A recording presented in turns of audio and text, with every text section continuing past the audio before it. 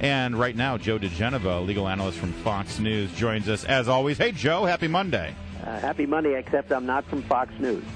Oh, you're not? I'm so sorry. I thought you were an analyst on Fox News. Well, good. You're our very own Joe DiGenova. Too good for them. That's right. Darn it, you're WMALs.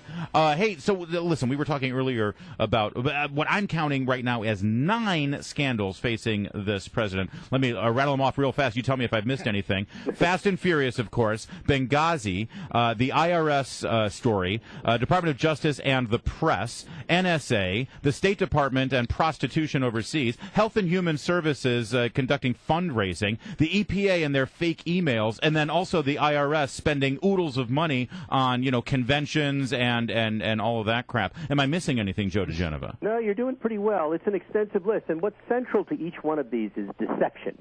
Deception and lying and misrepresentation, and that is why the administration is suffering so greatly in the polls and why the American people are beginning to completely distrust the president. They may give him likable marks, but trust marks are down, and they're down badly, and you cannot govern effectively. The president has lost almost all of his clout on Capitol Hill because Democrats are running away from him. It's not that Republicans don't want to work with him. He's in deep trouble. All right, now this is a great point, the trust factor, because I think that's what's really the underlying issue with the NSA story. Yes. Listen, people that I respect greatly say that this is a vitally important issue, and people that I respect greatly also think that this is borderline infringement on the Fourth Amendment. But I think the bigger question is, I think any governmental policy of this kind that lives or dies based on the American public's trust in the commander-in-chief, I think there's a fundamental flaw in the policy if you're relying on your trust and your faith in the commander-in-chief to carry it off effectively. Doesn't that call into question whether it's a good policy? Because, sure, under Bush, I'd feel comfortable with it, but under Obama, I wouldn't. I have a problem with that. Trust is the coin of the realm. It makes the government run smoothly, and it also makes the governed willing to be governed. In the case of the NSA program, what is really interesting about it is all of this has been approved by the courts. This started in the Bush administration when there were warrantless interceptions because there had to be. There was no legislative structure for this. Everybody in Congress agreed after 9/11 that there should be the wireless intercepts. That was kept secret. It was then revealed by the New York Times. Then there was a hullabaloo. Then when Obama got elected, there was legislation proposed, which had started during the Bush administration, to regularize the FISA taps in all of these areas. Since then, all of this has been known by key committee members and by the senior leadership in Congress. What's missing from this equation, this program is vital and must go on. There's just no question about that. What's missing from this equation is that the President of the United States has never once conceded that President Bush faced a dangerous time and needed to act, and did so with recognized presidential authority inherent in Article 2 of the Constitution. He will never say that President Bush had to make tough decisions. This gracelessness on the part of the president by President Obama, plus his arrogance about the wielding of power, is hurting him. And let me give you an example. He's out in California after the NSA leak. He decides he has to amend his speech and not talk about immigration first. He talks about the NSA program, and he then says, if you can't trust the executive branch, the congressional branch, and the judicial branch, quote, we're going to have a problem. What the hell does he mean by that? Yeah, no, it's a legitimate question, Joe, and I don't think any of us do. It sounded like a threat to me. I mean, this guy is power mad. He is a megalomaniac. So, Joe, Steve Moore here. Question for you about Mr. Snowden. He is, I guess, we don't know exactly where he is. The rumors are he's still in Hong Kong. You saw maybe this weekend that there were all these protests in Hong Kong that they didn't want, these protest groups didn't want him brought back to the United States. Right. Question to you is, how much trouble is he in? Do you agree with what Vice President Cheney said, I guess, yesterday on Fox News, where he basically said this was an act of treason? Well, he's certainly a criminal, and he has violated not only federal law, federal criminal law, he has violated his oath, he has violated his contractual arrangements, so there's no doubt he has committed crimes. What he's committed is another question. Whether or not he's committed treason is a legal question we don't even have to address. Well, where do you fall on that? I have no idea. I haven't analyzed it. Okay. Treason is a very specific crime, and I doubt very much if he has committed treason, but it doesn't matter. He's broken so many other laws. But, by the way, I don't think we're going to be able to extradite him. You I don't? think he's going to be protected by the Chinese. Really? I don't think he will ever come back to the United States. You know, the Hong Kong folks and the Brits do not control totally the structure of Hong Kong. That is a Chinese, that's a Chinese sphere of influence. I cannot imagine that he will survive in the public square very long. He's either going to be in an embassy, some embassy, Wow. or the Chinese are going to take him into custody. He's a valuable property for them. But Joe DiGenova, I know you. I mean, this story makes such interesting political bedfellows, I think, and I know that you have been a big proponent of a lot of things Senator Rand Paul has said in the past. He calls Edward Snowden his act not treason, but an act of just civil disobedience. I mean, where is he off base on that? He can be. Look, if Senator Paul wants to call it civil disobedience, that's fine. But remember, the essence of civil disobedience is breaking the law. So you can't have it both ways. He broke the law. I don't know what his motivation was. It sounds like the guy's a bit of a fruitcake and never should have had a clearance, but he got one. Right. And this shows, by the way, how broken down the security clearance process is. This guy gets a clearance in like a New York minute. Victoria and I. Yeah, I was just going to say. Secret. Victoria and I finally got our top secret clearances to represent two whistleblowers from the Department of State an hour and a half before a closed Senate hearing the other day, and then we got read into the programs, which you have to be, about 15 minutes before the hearings. I mean, well, that's because you appear on WMAL radio. See, you're a suspect class. We're the problem. This clown gets a security clearance and has access to all this information. The truth is, the access program, what you're allowed to see, is broken, and that needs to be fixed. But this guy's a criminal. There's no doubt about it. I don't care whether he's a civil disobedient or not. He is a criminal, Amen. and he should be prosecuted, but it's very unlikely that we'll ever get him back. All right, speaking of Benghazi, you gave us the update there, and thank you. You and Victoria Tonsing, you both have your clearances. Now, let me ask you, it wasn't in the secret meeting hearings last week. Joint Chiefs of Staff General Martin Dempsey, chairman of the Joint Chiefs of Staff, he said, he addressed something that I think is really the biggest story here, which has to do with the question of a stand-down order as people were fighting and dying on the rooftop of the consulate. He says that there was no stand-down order given. What's the deal with that? General Dempsey has become an apparatchik. I mean, he is now like sort of the old pictures of the generals in the Soviet Union who would do whatever Brezhnev told them to say. This was pathetic.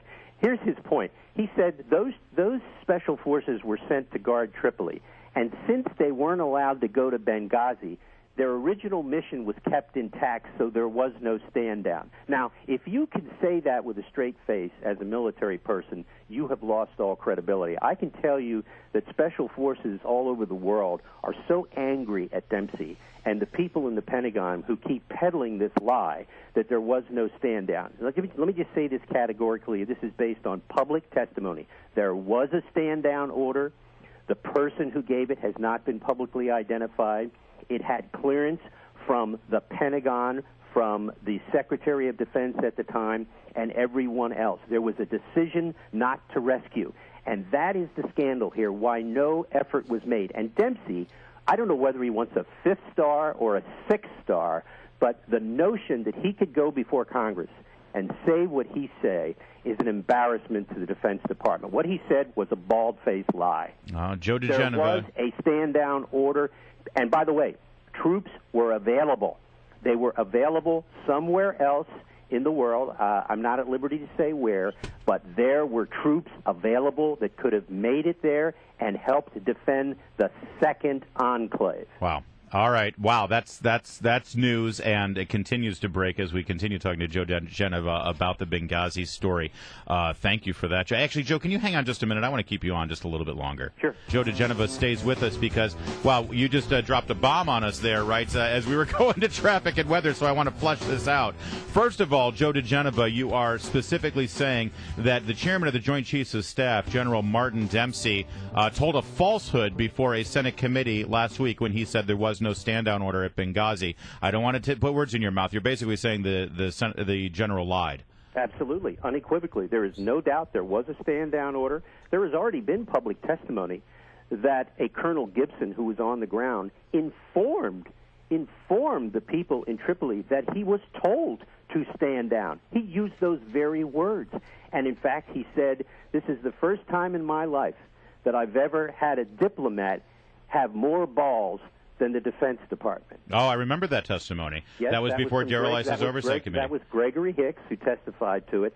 There is no doubt Dempsey lied, absolutely, categorically lied. Now, you're also saying that you know for a fact that there were military assets in regions that could have responded, and they were hoping to respond and during the second wave, and they specifically were told not to.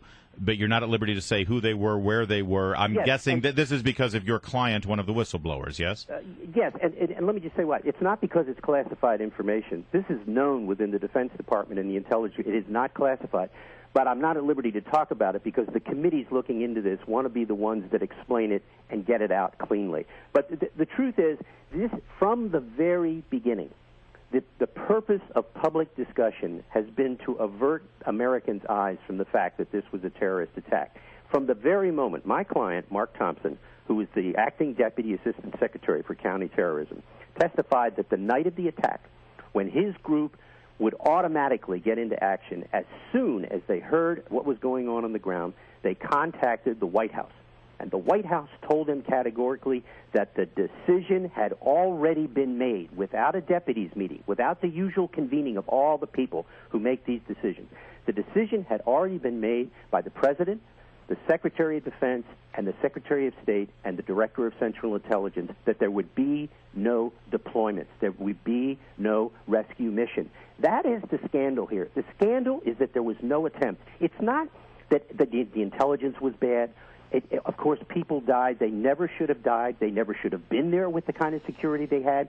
But the notion that you would send no one at any time is what angers the people in the military and really angers the people in the intelligence community. And Joe DiGenova, if I can just put a quick little coda on this whole issue, you're saying the scandal is that nobody sent help and that people died because no help was sent, but isn't also part of the scandal, if it starts to get peeled back and starts to get revealed and really scrutinized, part of the scandal is that decision was made and all of the modification of the talking points and everything that occurred in the week afterwards, it was all based on presidential politics. Absolutely. It was designed to prevent the narrative of the president's campaign from being obstructed or changed by an actual event that made that narrative look absolutely stupid and false. And when you go back and you look at all the people involved in this, from the president on down, Victoria Nuland, Patrick Kennedy, the Assistant Secretary for Management, one of the biggest names in the department, Patrick Kennedy,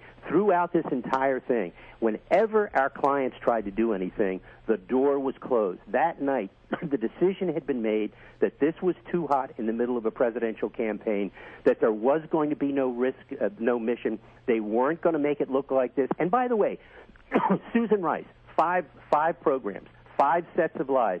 Where in the talking points was the video? Nowhere. In every version of those talking points, there's no video. Where did the video come from? You know damn where it came from. It came from Donilon and all those people in the White House. Will you ever be able to prove that? Probably not, because none of those people will ever testify. But Congress should never let go of Benghazi. Americans died because the security was bad. There never should have been missions there. Hillary Clinton wanted a mission in Benghazi.